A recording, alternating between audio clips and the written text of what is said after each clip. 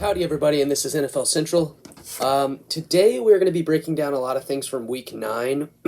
It was a really interesting week. It's honestly been a really confusing year. I haven't been able to really get a grip on what's actually going on this year. I don't know. A lot of confusing things have happened. Obviously, you've been watching, so you know. But let's just hop right into it. First thing I want to hit on is Jordan Love's first start. Aaron Rodgers, as you know, got COVID-19 because he wasn't vaccinated. I don't care. You shouldn't care. It doesn't matter. The thing is, what we're talking about is Jordan Love's first start. What Aaron Rodgers does is what he does. It doesn't matter. It's his choice. So Jordan Love came out and played 3 quarters horribly. Horribly. He was not good at all. They couldn't generate any offense. He wasn't helped at all by his special teams. There were a lot of fumbles on punts, and there were 2 missed field goals, one because of a block and one because of the holder could not get the laces right when he was turning the ball for the kick.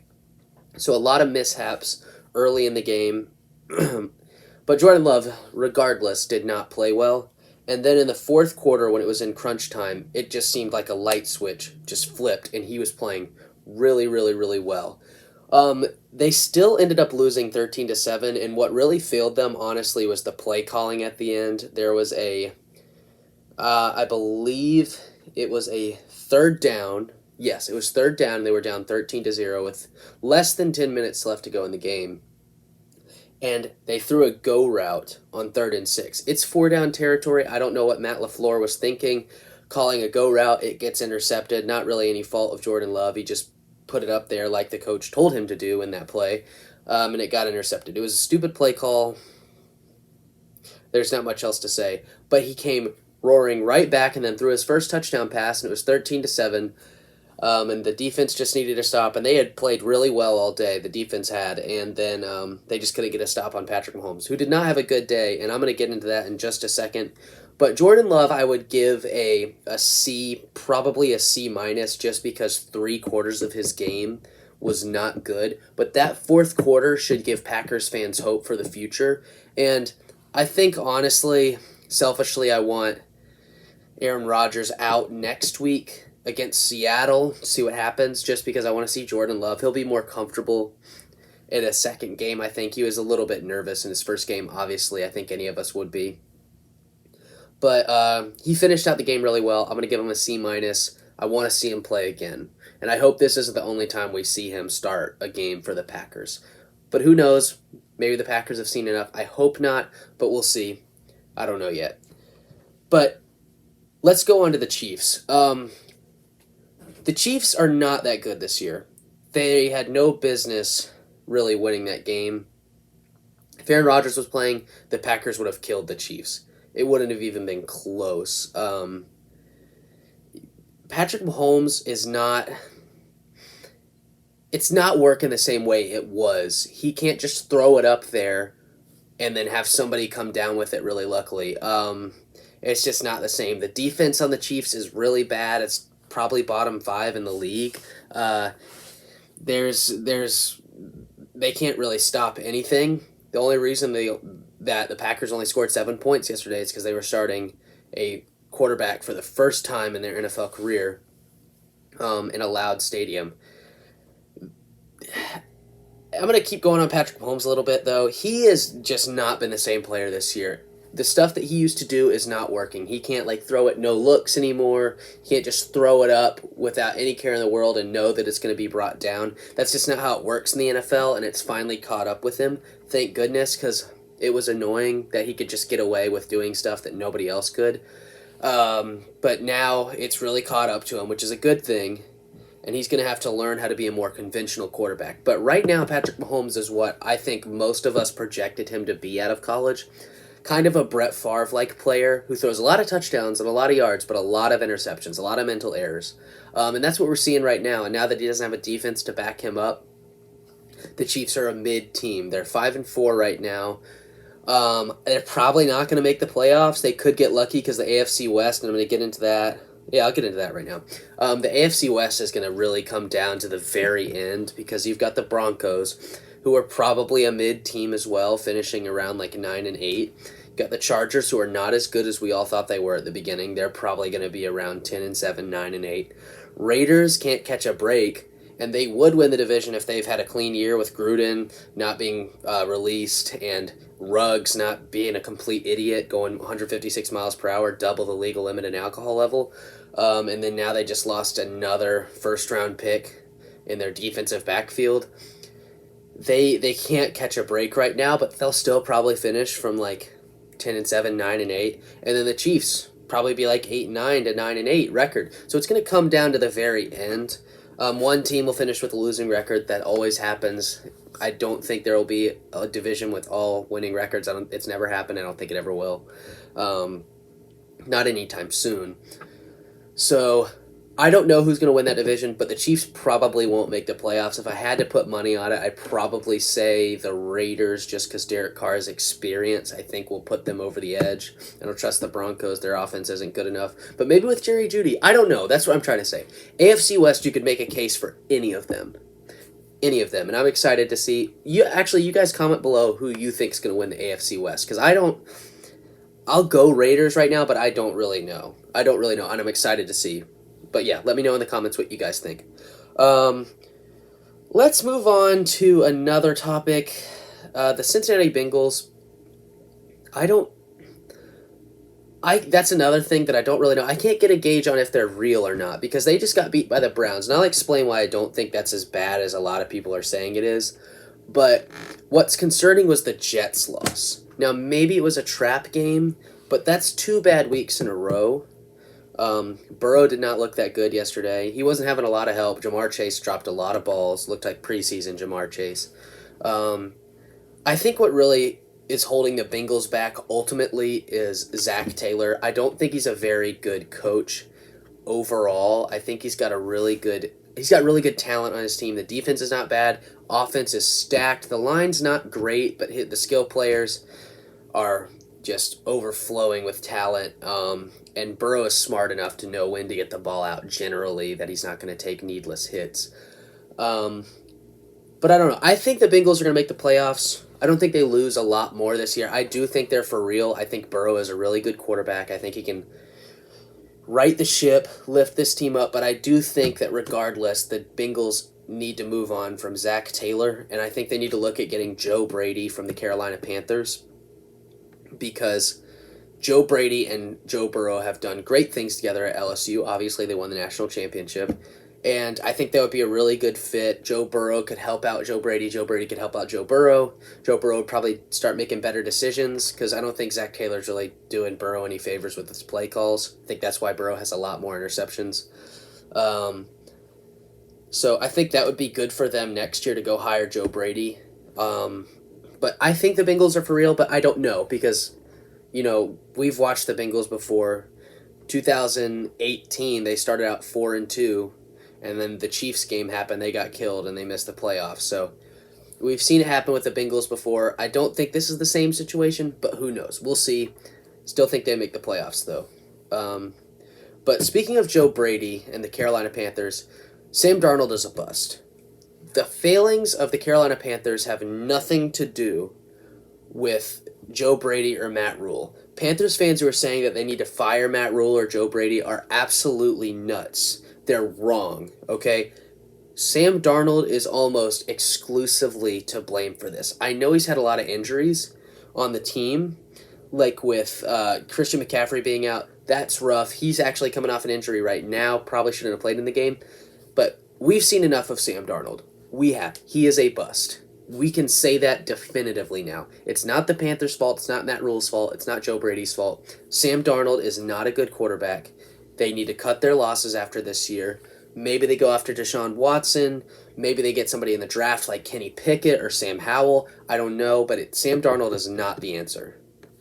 I mean, there's a lot of options they could go with. There's a lot. Mitch Trubisky, it would be better than Sam Darnold. Jared Goff would be better than Sam Darnold. Marcus Mariota would be better than Sam Darnold. In fact, Marcus Mariota would actually work out pretty well with Matt Rule's offense if he could stay healthy. Trubisky is a mobile guy. He would actually fit well. There are options for them, even if they can't get a guy in the draft, if they don't have enough high capital. Plus, this year is not a great quarterback draft class. We'll see, but Darnold is not the answer. He's a bust. We can say it definitively now. Let's move on to the Baker Mayfield and the Browns post Odell. I think you saw my case for Baker Mayfield episode a while ago. I don't know if I harped on the OBJ stuff enough, but I can tell you OBJ was the problem with the Browns. OBJ was the problem in the Baker Mayfield relationship. OBJ is just a problem in general. He was a problem in New York. That's why they got rid of him. Eli Manning was trying to force the ball to him. Now Baker Mayfield is trying to force the ball to him. OBJ is a team cancer. That is a fact. If you deny it, you are either an OBJ fan or an idiot. So, OBJ getting cut from the Browns is probably the best thing that could happen. If you don't know what happened, his father posted an 11-minute video of Baker Mayfield supposedly missing OBJ on wide open routes. Let me give you the actual context of what happened. OBJ constantly would run his own routes and not what the routes that were called. Right? So, in the NFL, well, really any level of football, but especially the NFL, it's all built on timing and trust. And if you don't know where your receiver's going to be, if you don't know if they're going to run the right route or not, you can't trust OBJ if you're Baker Mayfield, if you don't know what he's going to do. So, I'm not sure what the problem is. Also, OBJ has a lot of drops that his father conveniently left out of the 11-minute video that OBJ should have caught. OBJ did that in New York, where he has wide open catches that are easy, and he drops them. He's the only receiver I've ever seen be called like the best hands of all time, but he can't catch easy passes. It's baffling to me. I don't get it. But he got cut because of that video, and then he hasn't really talked to anybody in the Browns organization after that. But that got him cut. It didn't work out. Him and Baker did not mesh. And the Browns are better off for it. If you needed any evidence that Baker Mayfield was better without OBJ, Baker Mayfield had the best rookie season of all time for a quarterback. He broke the passing touchdown record, 27 touchdowns and 14 interceptions. That was without OBJ. And that was a team the year prior went 0-16, and he brought him to a 7-8 record. 7-8-1. That should be enough. But then the next year, OBJ comes to the team. Baker throws 22 touchdowns, 21 interceptions. They go 6-10, the Browns do, with OBJ. Missed the playoffs. They had a lot of big expectations. They had signed Kareem Hunt that year. They had a good team. OBJ, cancer to the team. They got worse with a better team. Baker Mayfield got worse with a better team. Also, the coaching was bad. Yes, Freddie Kitchens, you know I've talked about that before, but OBJ did not help. The moment that trust got broken was the Broncos game that year. That was a must-win for them to keep them in the playoff hunt. And then Baker Mayfield dropped back on a 4th down, was looking for OBJ. He ran the completely wrong route, so Baker Mayfield had to double pump and force the ball to Landry because OBJ was not where he was supposed to be. And they lost the game because he had to force it to somebody that wasn't open and not the assigned receiver that was supposed to catch that ball. Thanks to OBJ. So OBJ is at fault, partially. OBJ and Freddie Kitchens are the people at fault for the 2019 Browns. 2020, weeks 1-6, Baker Mayfield threw 10 touchdowns and 6 interceptions. Well, 10 touchdowns and 5 interceptions, right? They went 4-2 in those first 6 weeks. They get to week 7 against the Bengals, right? And I've talked about this in the case for Baker Mayfield, but I'm breaking it down for people who didn't watch that video. With OBJ in week 7, after throwing 10 touchdowns and 5 picks and going 4-2, right? In this game, he starts off 1 for 5 and 1 interception with OBJ. On that interception play, OBJ tears his ACL. After that, Baker Mayfield goes 21 for 22, 5 touchdowns, 0 picks, and that only incompletion was a spiked ball, and he also had the game-winning touchdown throw. And then he ended up throwing 16 touchdowns and only 1 pick the rest of the year, and they went on to win a playoff game and beat their division rivals in the playoffs, the Browns. Give me a break if you think Baker Mayfield is actually at fault for this. You know OBJ is. Stop being in denial if you're OBJ fan. Stop being in denial. Baker Mayfield is better without OBJ. And that was even further backed up this week against the Bengals again because Baker Mayfield threw 2 touchdowns, 0 picks, 14 for 21, and they killed the Bengals, who have actually had a good year this year. I just talked about it. We don't know if they're for real or not. I think they are. I just think that the Browns finally meshed, and they killed the Bengals. Also, Baker Mayfield has the highest quarterback grade for Week 9 from Pro Football Focus. The first week without OBJ. Stop being in denial if you're an OBJ fan. He's the problem. He's always been the problem. But let's move on. I could talk about that for hours. Let's move on. You know it. I know it. Browns and Baker Mayfield are just better without OBJ. Let's talk about Atlanta. Got the hat on for the Braves winning the World Series. That was big for the city of Atlanta. That's the first time that a championship has come to Atlanta for the Braves and the city of Atlanta for any sports team since 1995. So that's really big. And then the Atlanta Falcons this past week played their division rival, the Saints. They got up big like they usually did. They got a lead, and then the Saints came coming back, and there was about like a minute and a half left. And, I think every Atlanta fan was like, did we just lose another big 18-point, I think it was 18-point comeback to the Saints? Did we really just blow another lead? And then Matt Ryan drops back, living up to his name of Matty Ice, and throws a beautiful ball to Cordero Patterson. Cordero Patterson brings it in. They go on and they score. They kick a field goal and they win the game. They held off a comeback. The Atlanta Falcons, an Atlanta team, held off a comeback from their division rivals of the better coached New Orleans Saints. And they're quietly at a good record right now. Is the Atlanta curse over? That's what I'm wondering. Is the Atlanta curse over of where they keep blowing leads? I think it actually might be. I think that finally the Braves winning the World Series and then that happening to the Falcons, I think we might actually be looking at the end of the curse, which is great. I'm all here for it. It was hard to watch.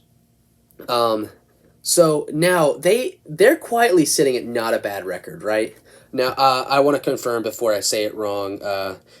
Let me see exactly what the record is. I think it's 4-5, but I gotta check it real quick. Let's see here. They are 4-4. Okay, they're 4-4. They're at 500 quietly. I didn't think they were going to be good this year. I don't think most people thought they were going to be good this year, but they're quietly sitting at 4-4. The Saints, their starting quarterback tore his ACL. They're really well coached, but they got significantly worse this offseason anyway. And their starting quarterback is hurt, who is probably the biggest bright spot on that team other than Alvin Kamara, maybe Cam Jordan. But that team got worse, and now they don't have a starting quarterback. Atlanta could push for second in that division, especially with that win. They're better than Carolina. I know they dropped a game to them, but they'll come back better. It's first year with Arthur Smith, their new head coach. They're still getting in rhythm. I really think that the Atlanta Falcons could maybe take the 7th seed. Maybe. Because the NFC is really top-heavy. They've got a lot of good teams, right? But after that, they actually don't... It's after about the top five teams, the NFC's not that good. And the Atlanta Falcons really could push for a 7th seed. I think that could happen. I'm not going to say it is yet, but I could see it. I don't think so yet, but I want to see more. But it's a good possibility, and I want you to keep your eyes out on that because they're really quietly at 4-4, a not bad record at all for a team that was really bad last year. So just keep your eye on the Falcons. Don't let them fly under the radar. If they get hot at the right time, they actually might be dangerous.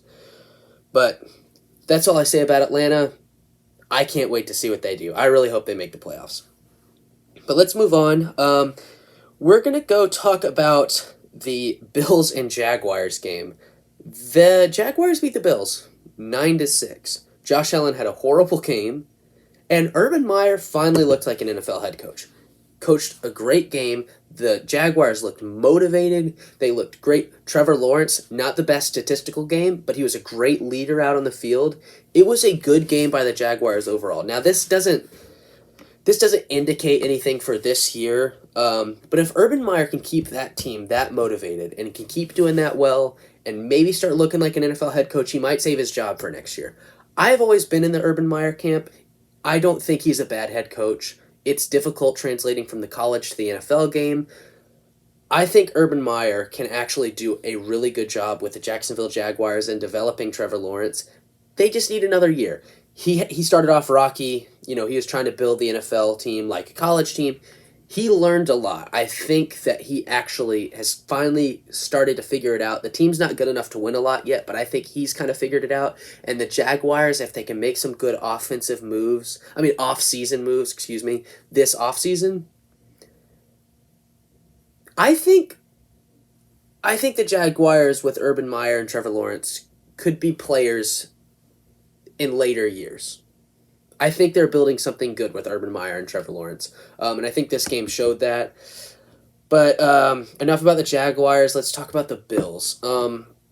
Josh Allen did not look good. They didn't really look that well coached. They are not a very physical team. They don't have a good run game. Josh Allen really is that team. The whole team runs through Josh Allen, which is not a bad thing when you're playing mediocre and bad teams. Josh Allen can just be Josh Allen.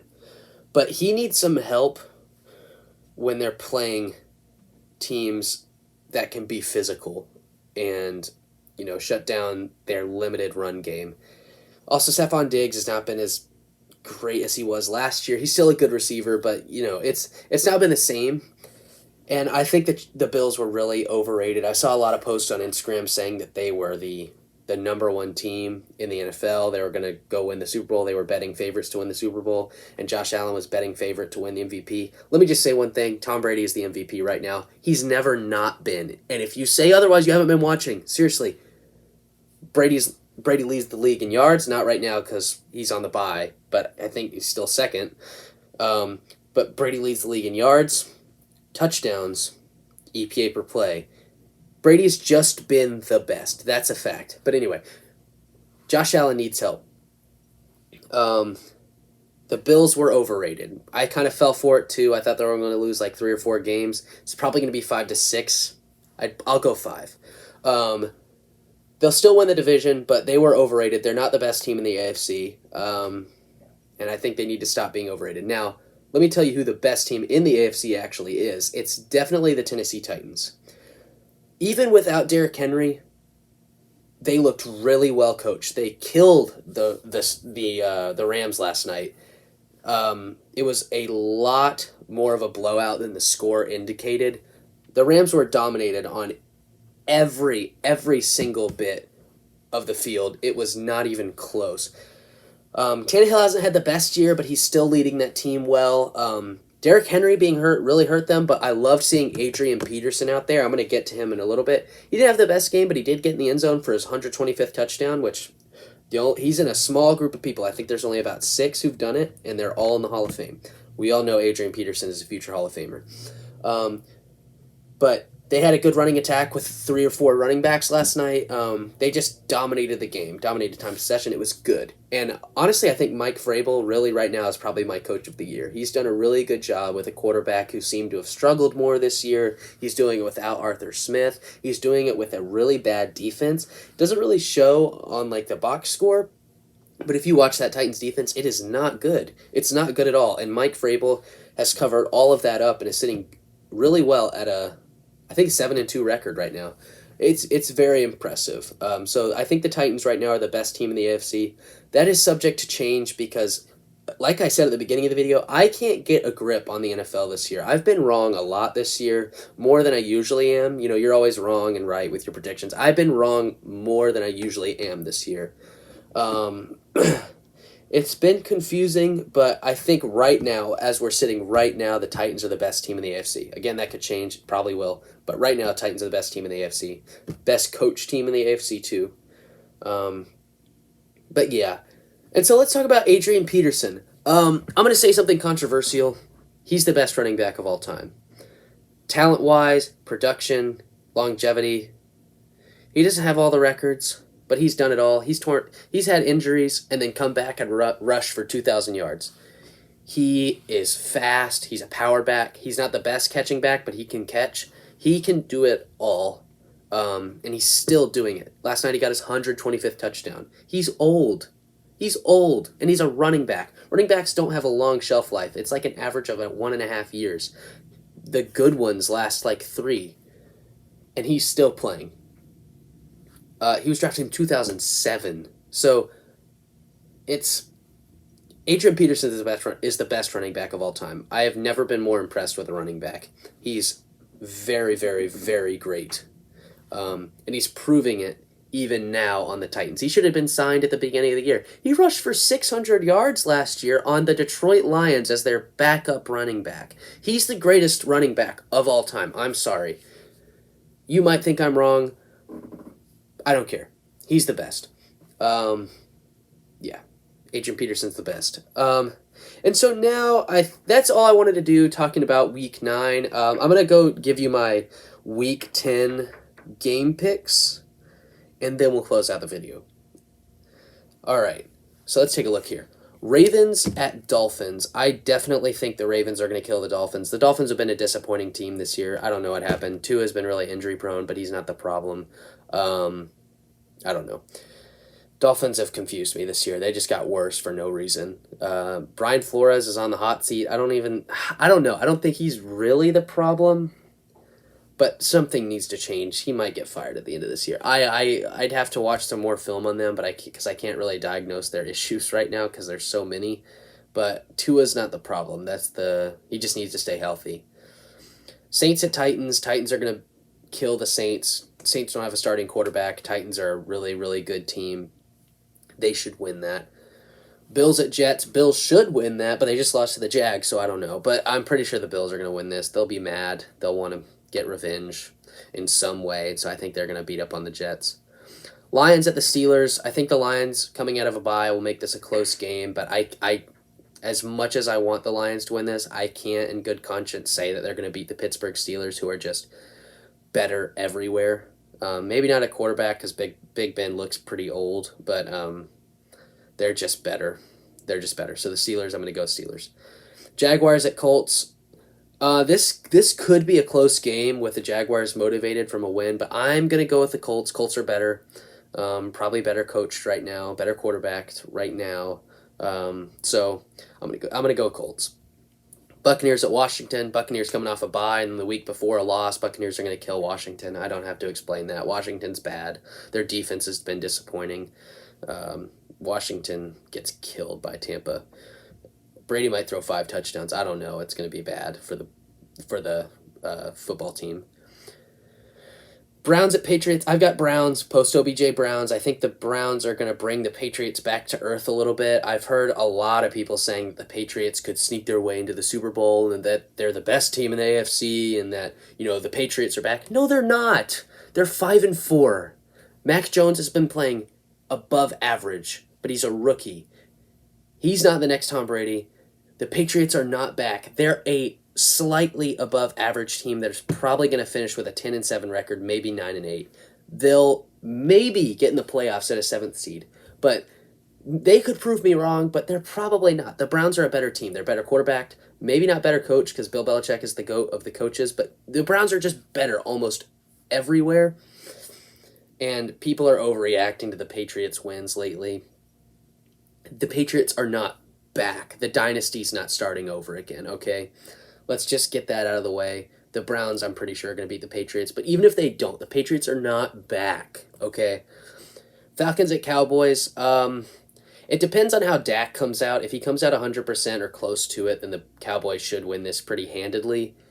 Atlanta seems motivated. Like I said, they're a sneaky team. I could see Atlanta getting the upset, but right after the Cowboys were already upset the week before, I can't see it. I'm going to go Cowboys. Panthers at Cardinals. I got Cardinals. Even if Colt McCoy plays, the Panthers are really bad. They're really bad. Cardinals are a really good football team. Yeah, I don't have to say much about that. The Cardinals are going to win. Vikings at Chargers. This could go either way. This is probably the hardest game to pick of the week. I'll go Chargers because I think that I trust Justin Herbert more to make a play than Kirk Cousins. Yeah, I'm going to go Chargers, but that could go either way. I don't know. Chargers, though. Seahawks at Packers. If Aaron Rodgers plays, Packers win. If Aaron Rodgers does not play, Seahawks win. That'll be close either way, though. Seahawks could beat the Aaron Rodgers-led Packers because it's his first week back from COVID. Russell Wilson's back. He'll be motivated to win that game. So I'll go Seattle.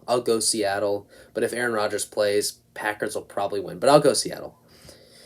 Eagles at Broncos. I'm going to go Broncos. I don't think the Eagles are a very good football team. I don't think Jalen Hurts is a very good quarterback. Yeah, I got Broncos. I think they're better literally everywhere.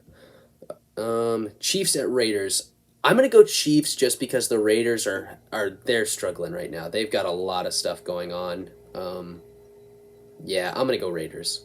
Excuse me, Chiefs, because Raiders they're struggling right now. I think they'll regroup, but right now they've got so much going on. I can't imagine that they're not going to be distracted this week. So, and then Rams at 49ers. I'm going to go Rams. I think the Rams are going to kill them, actually. The 49ers are not good. Kyle Shanahan does not look like a great coach this year, and putting together a lot of losing seasons could put him and John Lynch on the hot seat. I think John Lynch would go before Kyle Shanahan does. But 49ers need to start winning or there's going to be some changes made. Yeah. I don't think Kyle Shanahan's the coach who could win you a Super Bowl anyway. I think he can get you there.